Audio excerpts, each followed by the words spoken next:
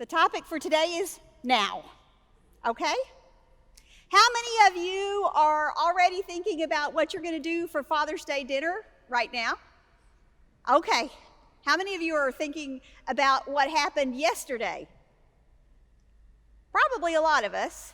It's just passing through our brains because that's what our brains do.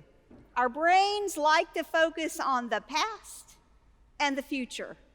And it's really hard for our brains to stay in the now.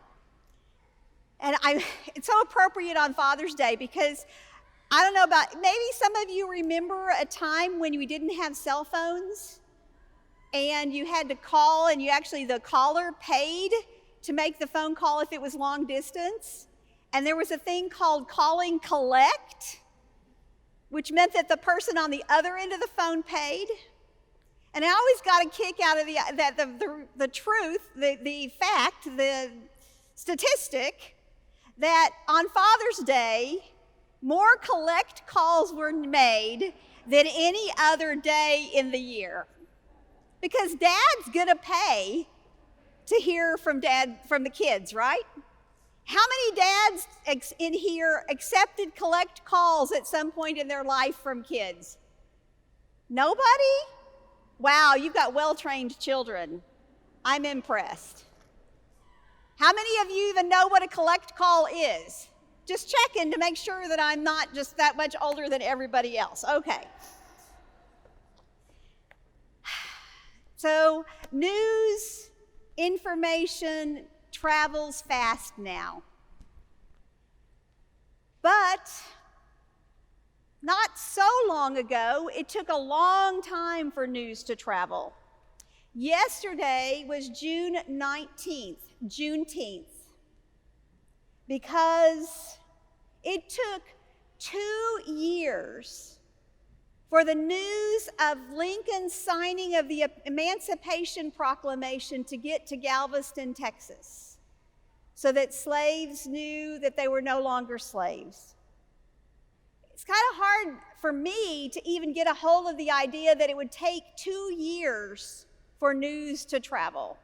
It's even difficult for me to understand that the connection between a vehicle that's on Mars right now trying to talk with the Earth can take time to get there because I'm so used to instantaneous communication. It's like it's happening now, I know about it now.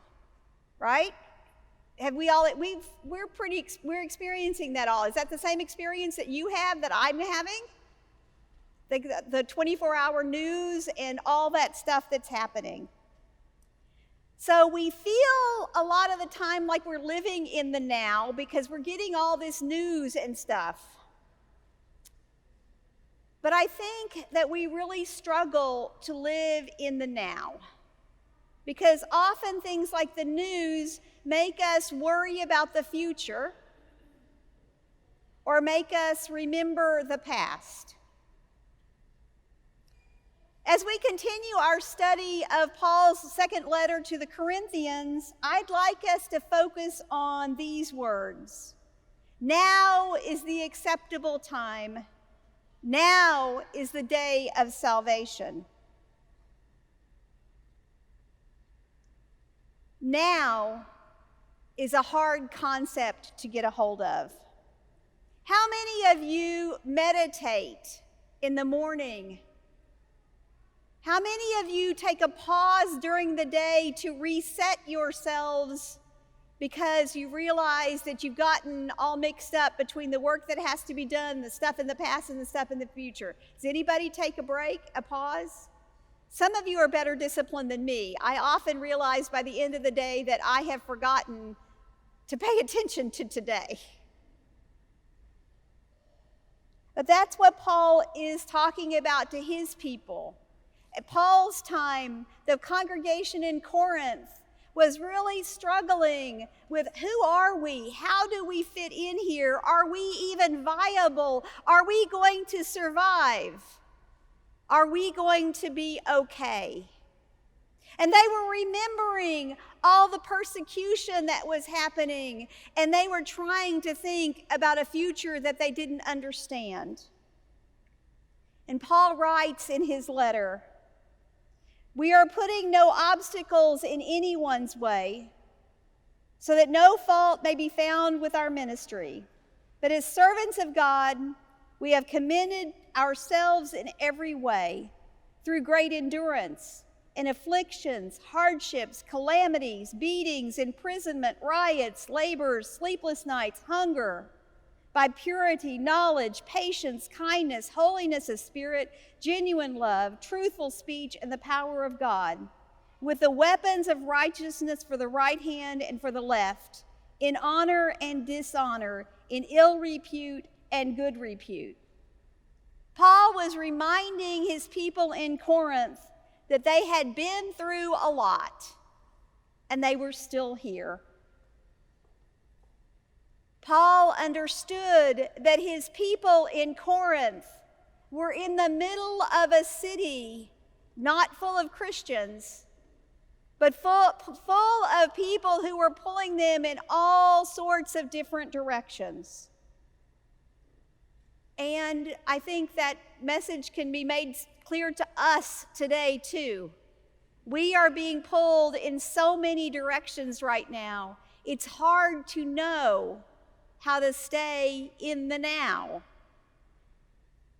How do we hold on to God when we're pushed and pulled and poked all the time? How do we live in the now when the now is frustrating and ambiguous? How do we live in the now when the news doesn't look good? When we turn on the radio or the news reports and we're seeing fighting yet again, or we're seeing yet another death, or we're seeing yet another mess. It's hard to hold on to God. It's hard to hold on to now. It's hard to hold on to this will be okay. It's very hard. That is the challenge we have as people of faith. And one of the things that I do appreciate very much from Martin Luther's own journey was he realized in his own experience that God was with him now. It's not about the rapture or the afterlife or whatever's going to happen after death. It's what's happening now. That God's grace is there with us now. That's the grace that Paul talks about in his letter. It's the grace that keeps us going. As Paul says, we are treated as impostors and yet are true, as unknown and yet are well known, as dying and see we are alive, as punished and yet not killed, as sorrowful yet always rejoicing, as poor yet making many rich, as having nothing and yet possessing everything. It's the contrast. That's the challenge. That's what Paul is talking about, is that we can live into God's grace and feel the positive even in the midst of the biggest mess. We are God's people. We are baptized and forgiven. Each of us is a saint and a sinner. We aren't perfect. We struggle every day to live in the now, to live fully into God's grace, God's forgiveness, and God's love. We fail. We think about the past. We look back with recrimination. Or we focus on the future and we worry or we wonder. And yet, each time we return to water, which is why I love water so much, we can remember when we touch water, our baptism that says we are already graced, we are already forgiven. We can try again. We can go back to the now. So practically speaking, how do we live in the now? I don't think anybody in here wants to meditate for 8 or 10 hours a day to be in the moment. Do you? I don't know. I couldn't sit that long, I promise you. That would drive me crazy. 5 minutes if I'm lucky. I get 5 minutes of meditation of sitting still, but that's about as far as I get. But we have a different story to look at. We have the story of the disciples and Jesus on the boat, which we sang that beautiful song first, bless the people who are in peril on the sea. That comes directly from this scripture. And I like to imagine the disciples there, the boat's getting water's tossing into it and it's rocking, and the other fishermen, they should be used to this. But somehow this storm is more terrifying, or maybe they were just annoyed, because how dare Jesus sleep in that boat? Shouldn't Jesus be scared too? Shouldn't Jesus be panicked? I wonder if that's not why they were over there. Jesus, wake up! Jesus, wake up! Come on, be scared with us. And Jesus got up and he calmed the sea, and then he said, "Why are you afraid? Have you still no faith?" Living in the now, as Jesus was on that boat, it now meant Jesus was tired. He was exhausted from a long day of preaching and teaching and curing people's illnesses. He was exhausted, and now for him meant sleeping. So he slept. So living into Jesus' example is letting go of fear, trusting that you have everything you need at the moment. And if you can't make a decision, maybe you don't have all you need to make that decision. It's okay. That's living in the now. These are some suggestions I have for what it is to live in the now. Experience the moment, no matter how painful it is. And I know that some of you know this way better than I do. When you're at the bedside of a loved one who you know is very near the end of their life, every moment is precious. The now is really important. That's living in the now. Living in the now is asking forgiveness for things that have happened in the past. Living in the now is saying, I really did mess that up. Maybe I should say I'm sorry for what I said or what I did, because now I'm ready to do that. Living in the now is listening to another person, especially a person that you don't agree with, instead of trying to convince that person you're right and they're wrong. Because see, listening requires nowness. New word I just made up. Listening to someone requires you to be there in the now.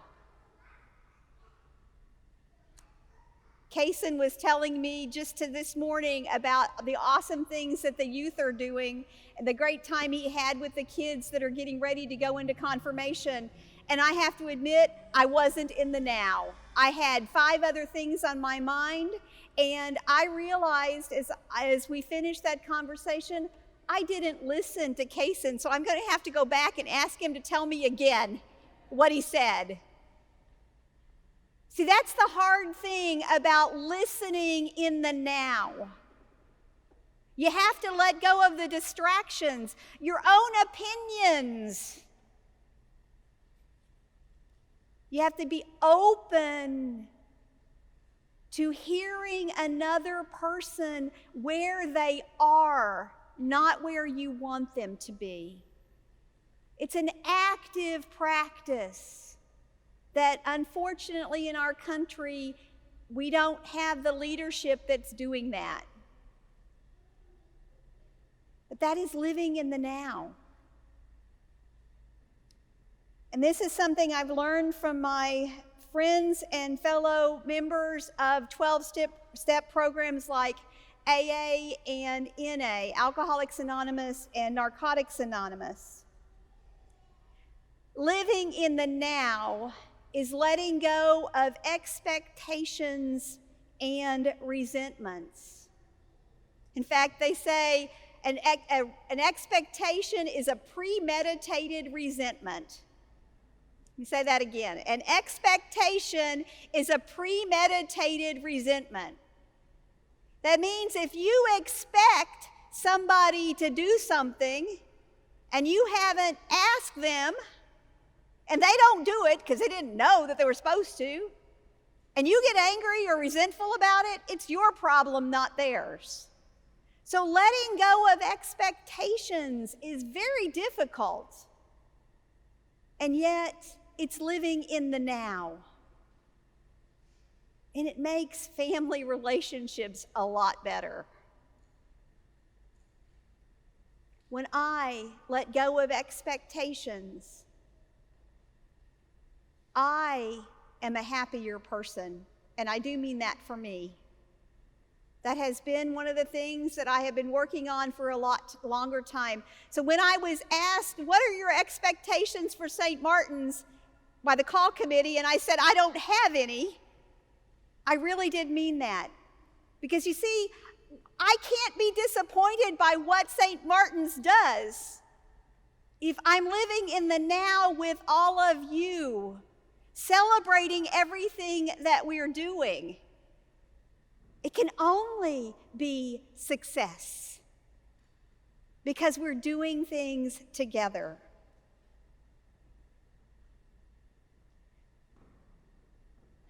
Living in the now. As we live in the now and we read Job's conversation with God in that first lesson, where God says, were you there when the world was created? Did you stop the waves and have the dry land? Do you have control of everything human being? Living in the now is letting go of control. Letting go and letting God. Claiming God's power in your life so that you can live in the now. That's what Jesus was talking about on that boat. Where's your trust? Living in the now is turning to God and saying, I'm scared right now. I'm worried right now. I need your help. And I guarantee that God lives in the now with you. So this week, I invite you to take a minute or two to just see if you're in the now. And if you're worried about something, if you're afraid, turn to God and say, I know you're with me right now. I'm going to hold on to you. God is with you now. Let's hold on to that. Amen.